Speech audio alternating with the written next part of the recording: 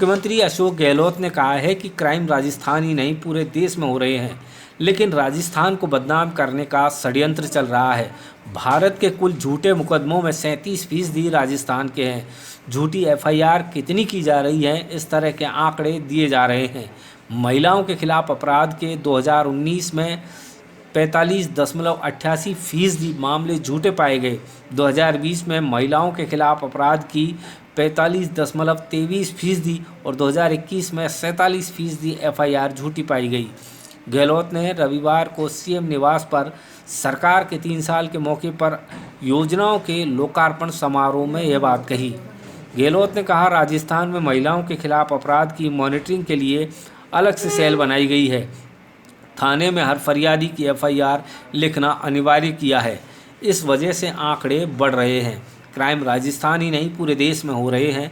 थाने में आने वाले फरियादी की एफआईआर अनिवार्य करने के बाद रेप जैसे केस के 15% मामले की ही कोर्ट के आदेश पर एफआईआर होती है।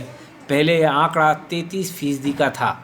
गहलोत ने कहा, एनसीआरबी के आंकड़ों के आधार पर राजस्थान में अपराध बढ़ने की बात विपक्ष कहता है। राजस्थान में अपराध के आंकड़े ज़्यादा आ रहे हैं। थाने में फरियादी की एफआईआर अनिवार्य करने के बाद आंकड़े बढ़ेंगे, लेकिन इससे लोगों को न्याय मिलेगा। एफआईआर अनिवार्य करने से आंकड़े बढ़ने की चिंता नहीं करनी है, इससे लोगों को न्याय मिलता है। नेशनल क्राइम रिकॉर्ड ब्यूरो ने अपनी रिपोर्ट में लिखा है कि विभिन्न राज्यों में प्रचलित नीतियों और प्रक्रियाओं के कारण राज्यों के बीच केवल अपराध के आंकड़ों के आधार पर तुलना नहीं करनी चाहिए। अपराध में बढ़ोतरी और अपराध पंजीकरण में अंतर होता है। कुछ लोग दोनों को एक मानने की गलती कर लेते हैं। क्राइम तो राजस्थान में नहीं पूरे देश के अंदर हो रहा है, परंतु अगर ये माहौल बन जाए कि उसके खिलाफ कार्रवाई भी होती है राजस्थान के अंदर, तो उसका बहुत बड़ा फर्क पड़ता है। ये जो कदम उठाया हमने, उसको लेके राजस्थान को बदनाम करने का भी षड्यंत्र चल रहा है। कुछ तो मीडिया वाले बिना सोचे समझे लिख देते हैं, स्टेटमेंट छाप देते हैं। मैं उनको कहना चाहूँगा कि सच्चाई पे जाओ। सच्चाई है तो आप बड़ी से बड़ी आलोचना करो, मुझे खुशी होगी, क्योंकि इसके जो फायदे हुए हैं जो हमारे कदमों से, वो मैं बताना चाहूँगा आपको कि 33% रेप के केस जो थे पहले, वो 156(3) में जो पहले कोर्ट में जाओ, लोअर कोर्ट में आदेश लो और फिर जांच शुरू होती थी।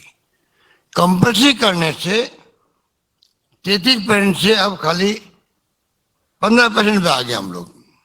15% केस खाली आने लग गए कोर्ट के द्वारा। पुलिस खुद तफ्तीश करती है, एफआईआर लॉन्च करती है और कार्रवाई हो रही है। इतने आंकड़े कम क्यों हुए? क्योंकि अनिवार्य कर दिया गया।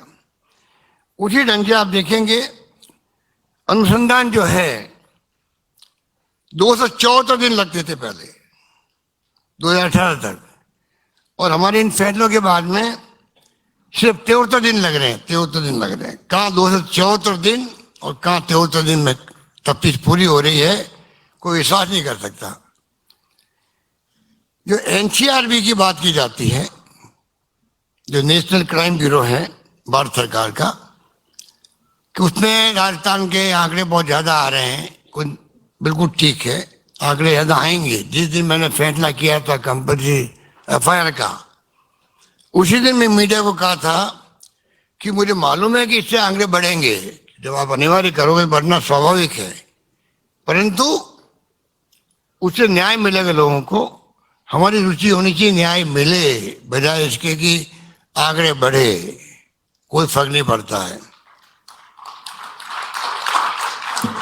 और मेरी इस बात को एनसीआरबी, जिसका नेशनल क्राइम ब्यूरो की बात की जाती है, उसने खुद ने जो बुक छपाई जाती है उसके प्रथम पेज पे लिखा है, जो मैं कोट कर रहा हूं आपको, विभिन्न राज्यों में प्रचलित नीतियों और प्रक्रियाओं, प्रक्रिया का मतलब जो हमने प्रक्रिया अडॉप्ट करी नई तरह की, के कारण राज्यों के बीच आपस के अंदर केवल इन आंकड़ों के आधार पर तुलना नहीं करनी चाहिए। ये खुद कह रहा है कि खाली राज्यों के बीच में आंकड़ों के आधार पर तुलना नहीं की जानी चाहिए, क्योंकि वहाँ की नीति अलग है, राज्यों की अलग अलग प्रक्रिया अलग है। वो सोचना पड़ेगा आपको। अपना आगे लिखते हैं वो, अपराध में वृद्धि और अपराध पंजीकरण में वृद्धि में अंतर है। अब बताइए आप, वो खुद ही लिख रहा है शुरू में कि भाई जो हमने छापे हैं आंकड़े का अलग मामला है, अपराध में वृद्धि का अलग मामला है, अपराध पंजीकरण कितने होते हैं उसमें अंतर होता है। और कुछ लोग दोनों को एक मानने की गलती कर लेते हैं, कुछ लोग दोनों को एक मानने की गलती कर लेते हैं, और हमारे यहाँ एक गलती मीडिया वाले भी कर रहे हैं, ये कहना चाहता हूँ। और भारत के कुल झूठे आंकड़े जो हैं, भारत के कुल झूठे मुकदमों में 37% सिर्फ राजस्थान राज्य के हैं। ये भी चिंता का विषय है। इस प्रकार के झूठे आंकड़े दिए जा रहे हैं, और कई बार ये जो आंकड़े हैं उससे अंदाजा लगा सकते हो कि झूठी एफआईआर कितनी की जा रही है, ये हमें देखने की बात है।